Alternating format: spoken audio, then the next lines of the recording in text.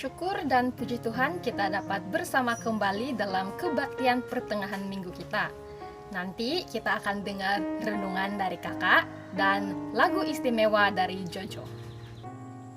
Mari kita bersatu dalam doa.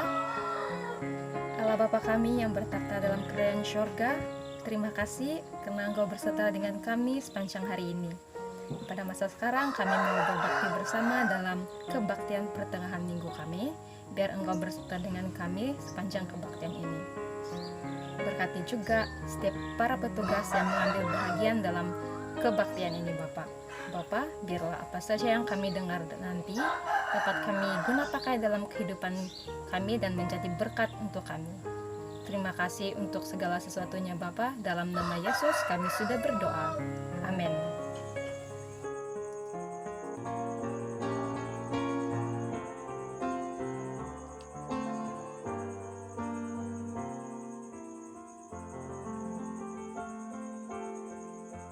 Kerap kali kau hairan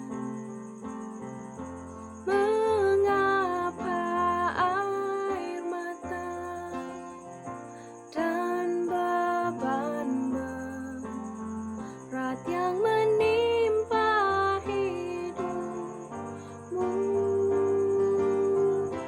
Tuhan besertamu. Dia rasa bebanmu, air matamu dilihatnya. Tuhan lihat kehancuran hatimu. Dia segala keluhmu. Tuhan pun merasa berinya hidupmu, air matamu dilihatnya.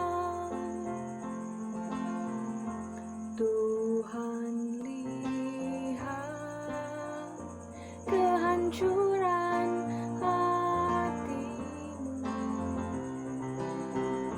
Dia mendengar segala keluhmu. Tuhan pun merasa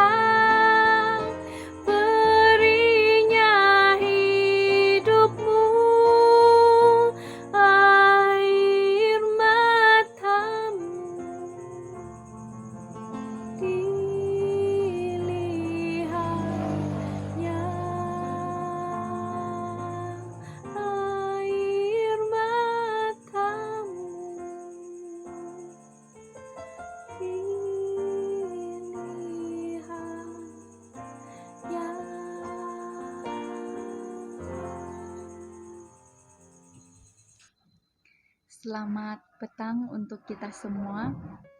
Renungan yang saya mau kongsi untuk kita semua pada hari ini bertajuk pujian dan ujian. Mungkin kita sudah pernah mendengar atau sudah pernah membaca di mana-mana renungan ini, tapi saya suka mau share balik. Semoga kita mendapat sesuatu dan semoga memberi kita kekuatan dan juga teladan untuk kehidupan kita sehari-hari.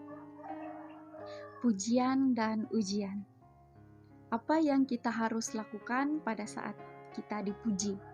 Dan apa pula yang kita harus lakukan pada saat kita diuji? Ayat inti kita ada dalam Ayub 23 ayat 10. Saya baca di sini. Karena ia tahu jalan hidupku, seandainya ia memuji aku akan timbul seperti emas. Kita boleh juga membaca di tempat kita masing-masing dalam Ayub 23 ayat 1 sehingga yang ke-7.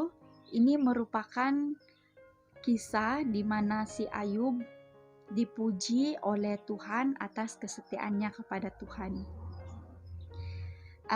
Kita tahu dalam kisah si Ayub nih, dia menerima pujian dari Tuhan sebagai orang saleh, sebagai seseorang yang jujur kepada Tuhan, juga sebagai orang yang takut akan Tuhan dan menjauhi kejahatan. Tiada seorang pun di bumi seperti seorang Ayub nih. Sesudah itu, dia mengalami ujian yang hebat, kalau bagi saya sangat dahsyat.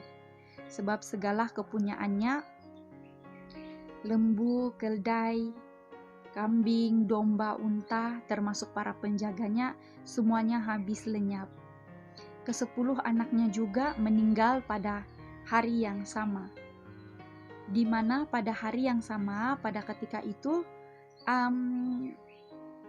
ada seorang datang kepada si Ayub dan dia kasih tahu bahwa sedang anak-anak si Ayub makan bersama, minum anggur bersama di rumah saudara sulung, saudara mereka yang sulung.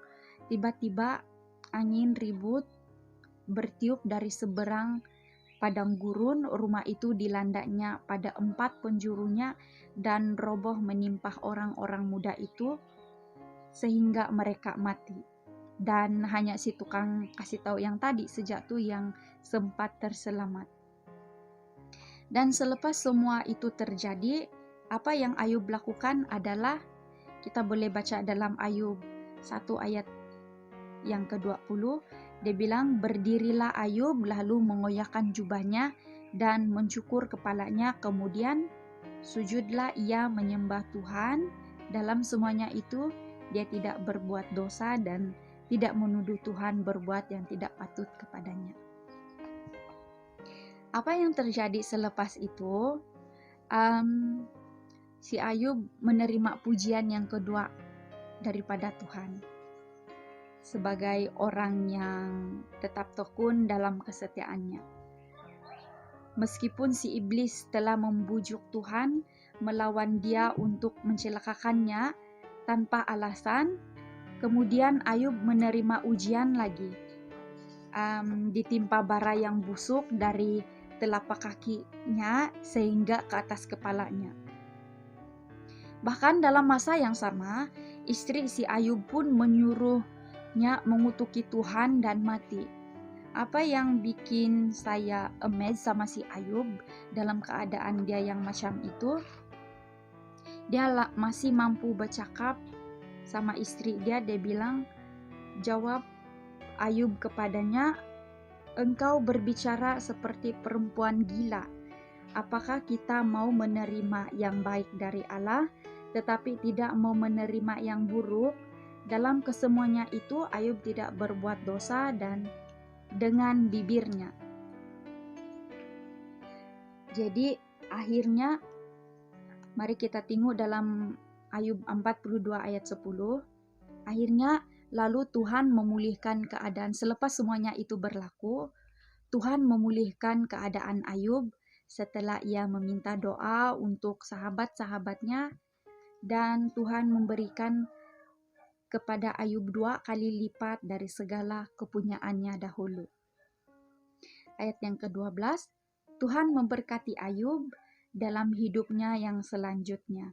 Lebih daripada dalam hidupnya yang dahulu, ia mendapat 14.000 ekor kambing domba dan 6.000 unta, 1.000 pasang lembu dan 1.000 ekor keledai betina.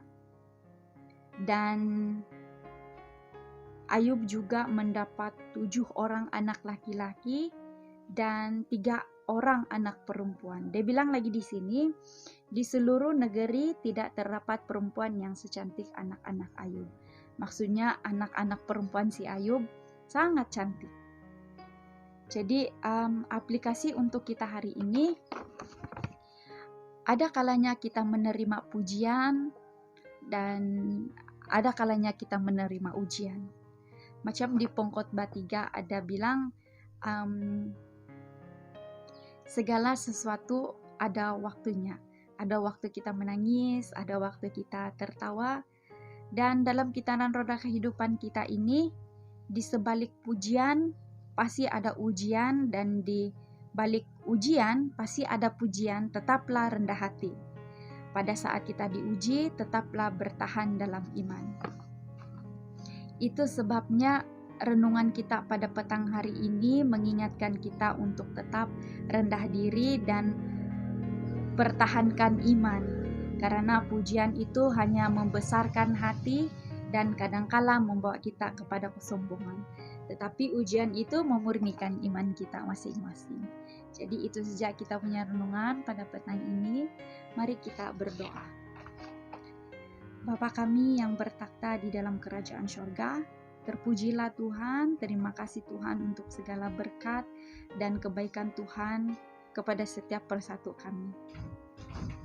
Terima kasih juga untuk firman Tuhan mengenai Ayub, di mana kehidupan Ayub dicobai oleh iblis, namun Ayub tetap sangat setia kepada Tuhan. Bantu kami Tuhan agar kami punya kemampuan dan kekuatan untuk terus rendah hati pada saat kami dipuji dan terus diberikan kekuatan oleh Tuhan pada saat kami diuji. Kami juga mau bersyukur kami ada Tuhan yang sangat peduli kepada kami, yang tidak pernah meninggalkan kami. Dan ampuni kami Tuhan ketika kami sering membelakangi Tuhan dan sering berbuat dosa kepada Tuhan. Ampuni kami, inilah doa kami, dalam nama Yesus kami sudah berdoa. Amin.